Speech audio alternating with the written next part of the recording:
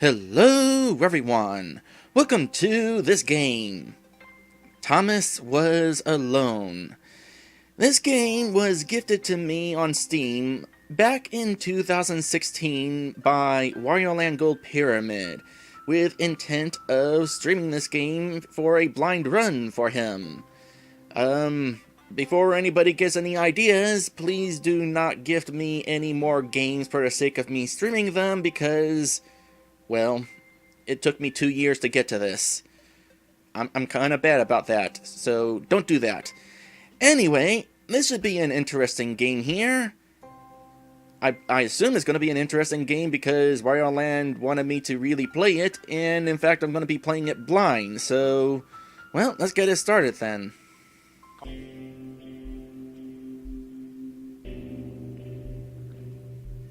The program was a failure. People forget this. It was a massive flop. Coders started adding name strings to the AIs as a joke. Thomas wasn't special. It was just an AI in the right place at the right time. Thomas was alone. Wow. A weird first thought to have. I will say I kind of wish that little dialogue box at the start didn't go away automatically because it didn't really get a chance to sink in. I was told that I should not jump until the game tells me to, so let's start by just walking around as a rectangle. I'm playing as a rectangle.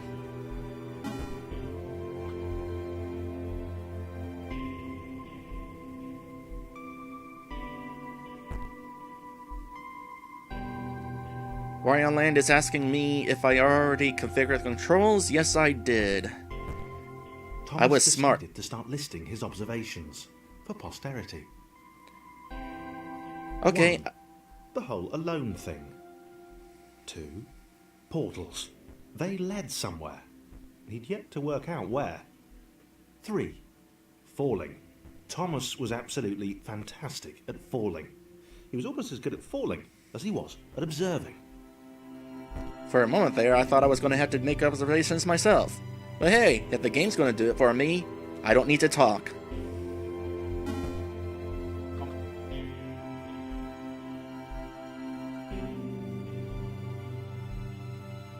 Okay, interesting. Thomas couldn't fall past this block. Think, damn it, think. What if there was some kind of inverted fall?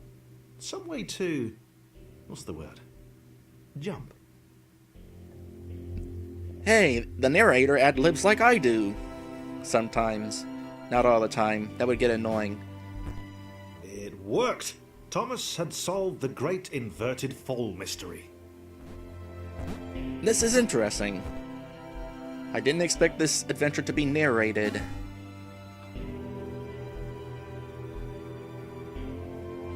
A big jump. But Thomas noted there was no real danger in missing it.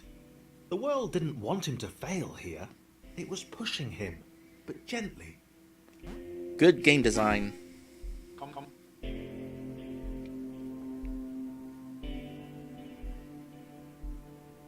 This all seemed a little dangerous.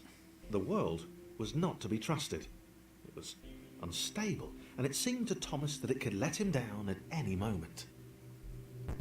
Oh gosh! He was starting to suspect it might even be doing so on purpose. Paranoia.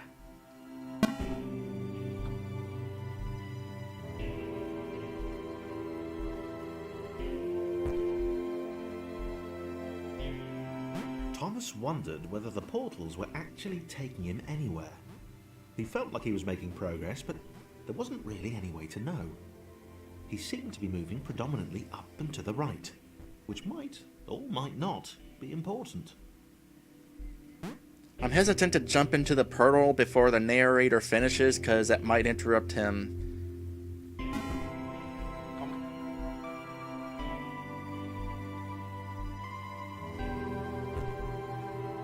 It might have been paranoia again, but Thomas could have sworn the world was becoming more complicated. It always seemed to be one step ahead of his skills. It had been designed just for him. He wondered why. Was the world testing him? No. Too obvious.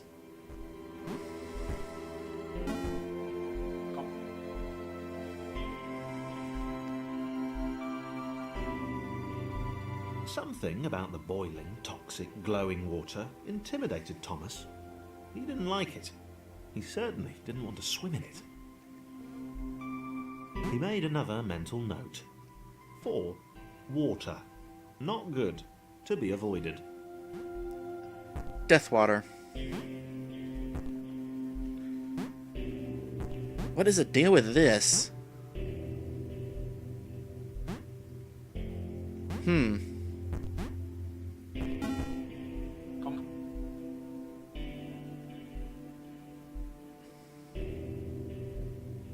The loneliness was getting to Thomas.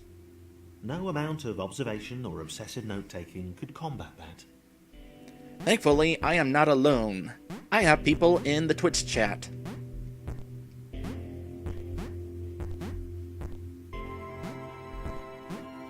Mario Land Gold's Pyramid says those were checkpoint arrows.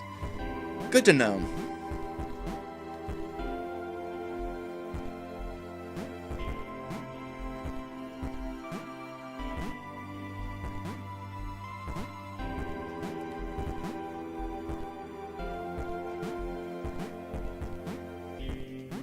Don't fall this time.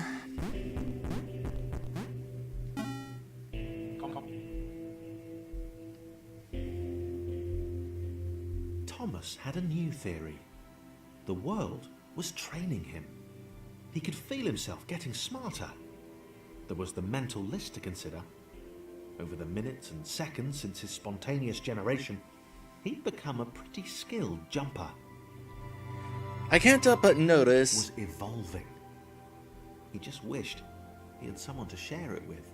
I do have someone to share this with, but I can't help but notice that this is stage 0.10, and there was earlier a stage 0.1. Technically speaking, that's the same number.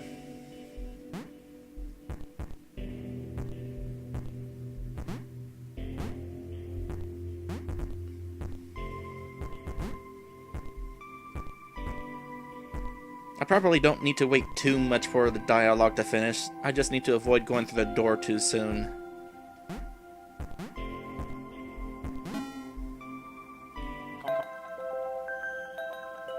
Achievement unlocked. Submitted hundreds of bug reports, told that this would happen. Overlocking experience, more than one aim was bound to be spawned. Turns out that little error changed everything. Chris took an immediate and deep dislike to the skinny red rectangle. Who the hell did this Thomas think he was?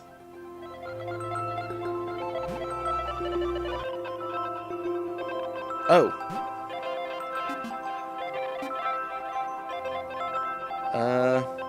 Okay, we can switch characters now. Oh, we got some snipper clips-like action here.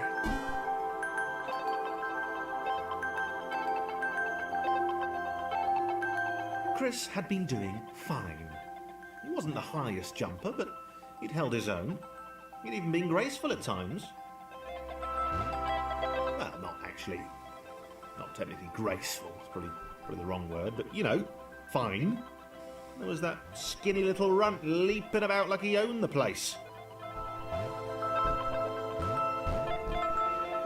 The music has gotten a whole lot louder. Let me know if I am still audible or enough, or if I should adjust the volume. I can do that from right here if I need to. That's voiceover, that's sound, and that's music.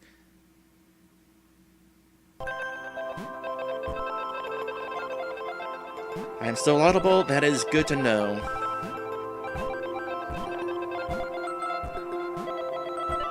Because it sure as heck is loud for me. I was waiting for that to happen.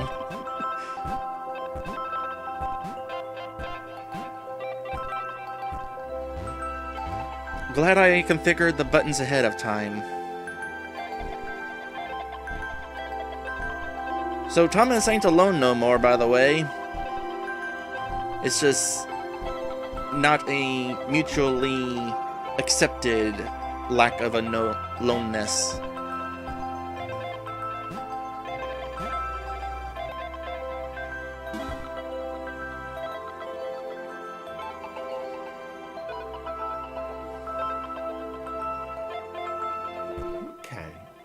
This was more like it. A glowy white thing. Only Chris could get to it, which of course made it all the more enticing. What would it do? What new opportunity might this switch open up to him?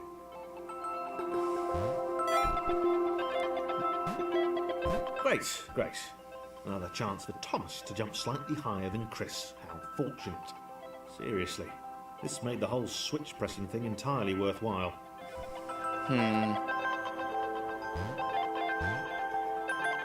Definitely need some teamwork here.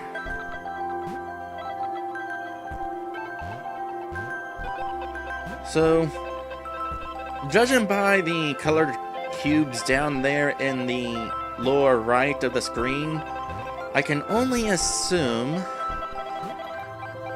that we're eventually going to have playable characters for every square that was on the game's title.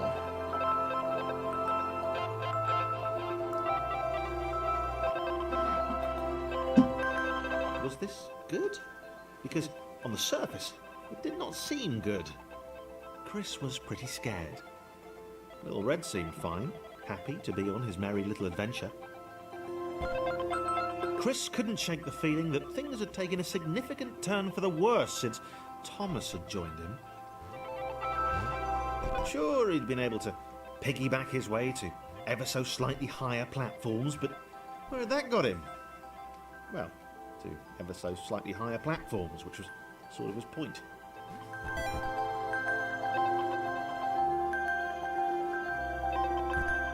Whee!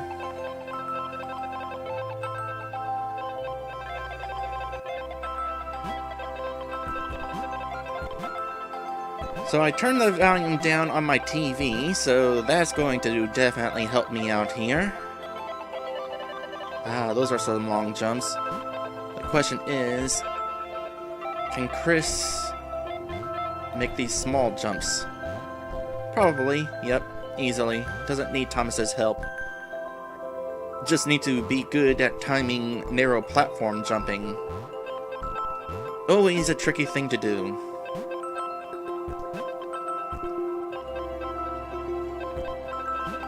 Because, you know, that whole I pressed the jump button situation. Oh, what and also don't hesitate. Hesitating is bad for you. Usually.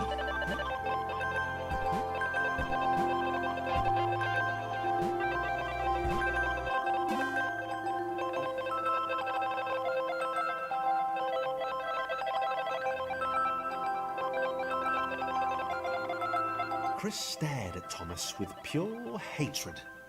He seemed so very happy at their situation. Friends together, a brave fellowship of quadrilaterals on a quest for greatness. That would be fine. But it was all the obvious observation that Thomas was doing which grated. Every time they saw something vaguely new, Chris would hear a satisfied little from the vaulting idiot. Hoped the next portal would split them up. If only for a few levels. Oh.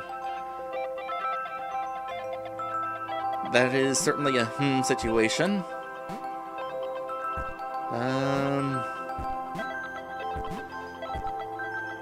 Okay. I think I'll try. There we go. Now, who goes where from here?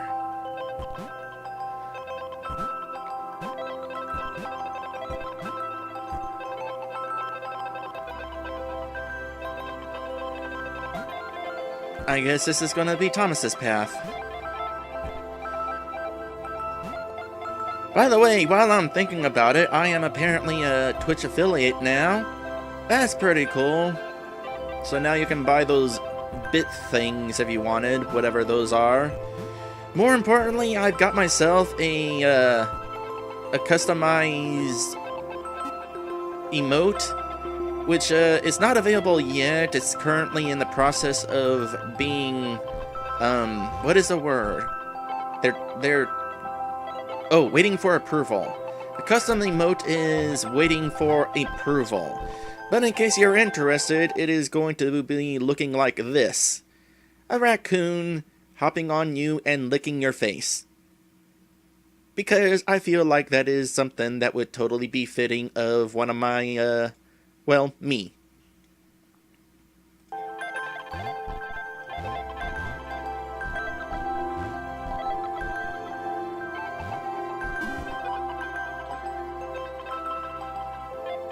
And it seems Sir Rosser knew. He knew that this was his chance. A moment to shine. This was game day. It seems that Sir Rosser has joined in on the bit collection already, so thanks for that. It's appreciated. Now this is gonna be tricky. I think I know what to do though. Oop.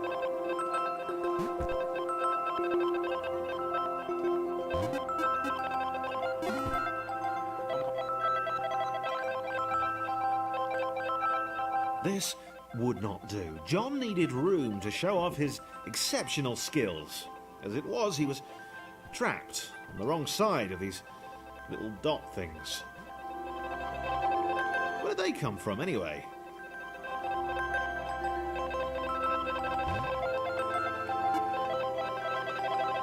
Technically, they're not both dots. One of them is a rectangle. A slightly taller dot, if you will.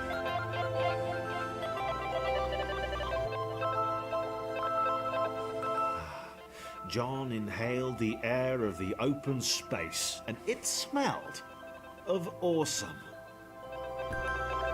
Time to flex those muscles, to put his training to use, time to show those little dots how it was done. John decided to press the switch, to let the little dots catch up with him. John cared for his new allies. Unlike Chris. You could tell from the sympathetic expression he'd practiced in the mirror all these years. It's sympathetic expression. He's a rectangle. I mean, are rectangles capable of facial expressions? Also, I love how the air smells of awesomeness. I want to know what awesomeness smells like. Any ideas?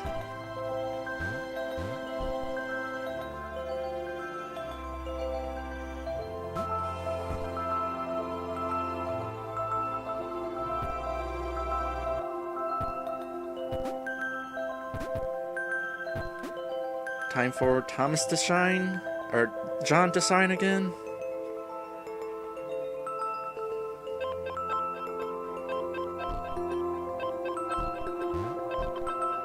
I'm gonna have the ultimate team work over there. I wonder how many characters there's gonna be. It's gonna be interesting to keep track of so many of them.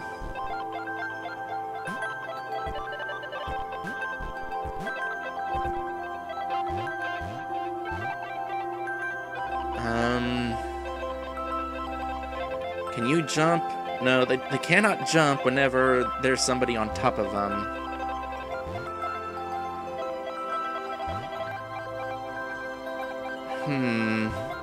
Oh, wait. He could just get through there.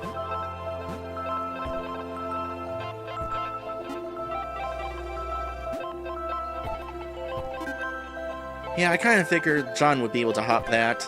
There's no way they would make a point of no return and have you screwed.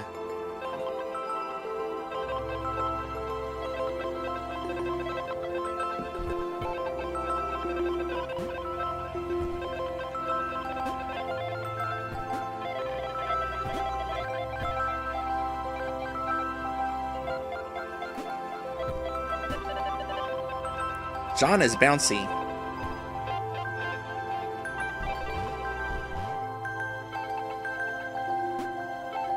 Sir Rawr says that he imagines that awesomeness has the faint smell John of... was happy to keep helping. He felt it was important to his image that he was seen to help the little guys. He imagines that awesomeness has the faint smell of gasoline, fresh leather jackets, and machine grease. And oregano.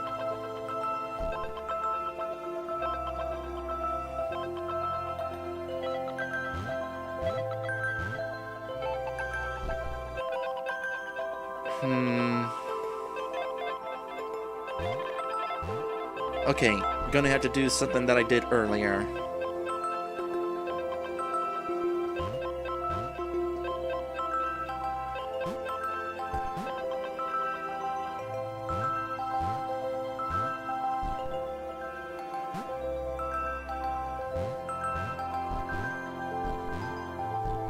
Not quite able to make that one.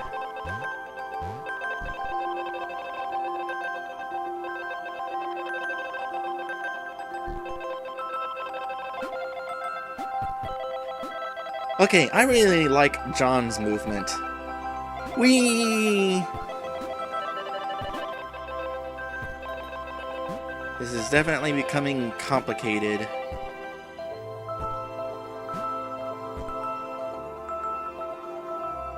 Well, here we go doing this again.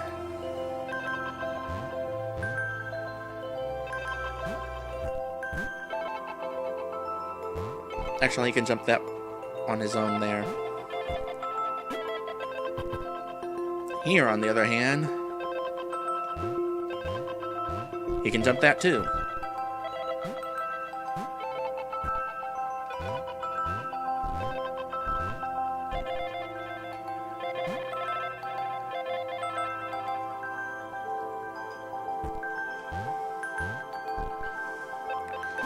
We're getting there. Alright. He didn't mind them so much either. The red one, Thomas, had a charming way of applauding every time John jumped. I do. The angry orange one was less immediately likeable, but his unremitting cynicism and tutting amused John.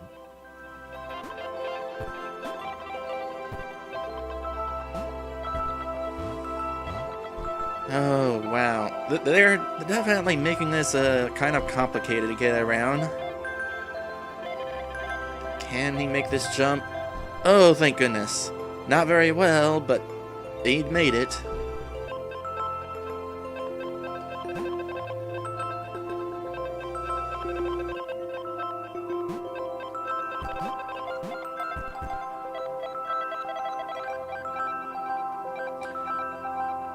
I'm a little curious if Thomas could get squished if they found themselves under that. But considering how long it took just to get to this point in the level, I would prefer not to experiment with that.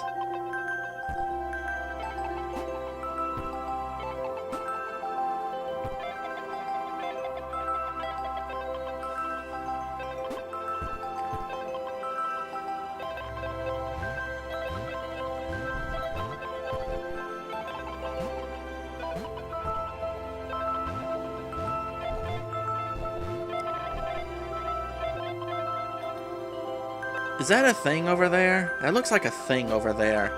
I'm gonna see if I can reach that thing. I can!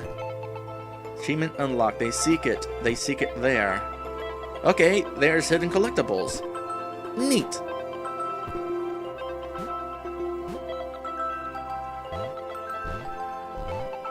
Aww.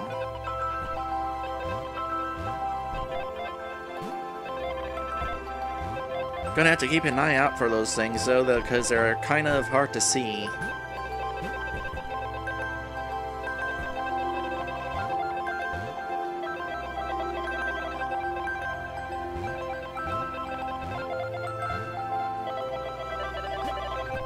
Just a little short. There we go. This level took a while, but we made it. And I can legit say we, because even though I'm the only one playing it, it's multiple characters. Alright, we're making good progress so far. What level is this? 1.10. So this is the last area of Area 1 then.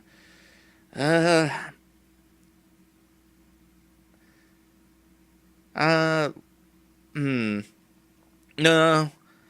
After how long that last stage took, I don't know. I'll try it. This was interesting. A floating target.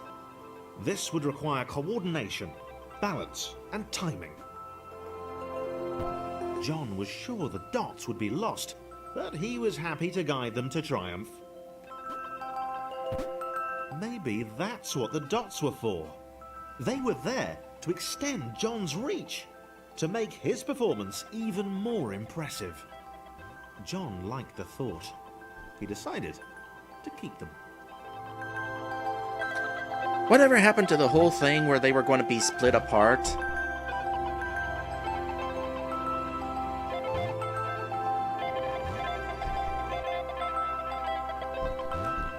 Yeah, this stage is definitely easier than the last one. Time-wise and less complicated.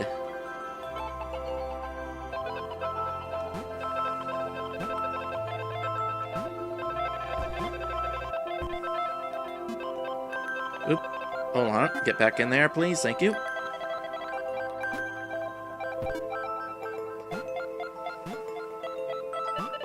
And this will be the end of Area 1.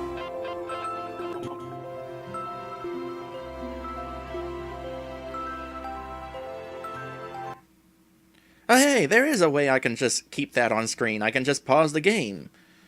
That said, we're going to pause the game here because it is time for an episode break. For those not aware, I'm going to be splitting this stream and basically all my streams in the future into smaller videos for convenience and also for the sake of eventually posting them at YouTube. So, with that said, here is the first episode break. I would like to thank my patrons for being my patrons, including Ixion. And of course, I'm going to give a special thanks to my special sponsor, Lit Dragon. When we come back, it's going to be more of Thomas Was Alone.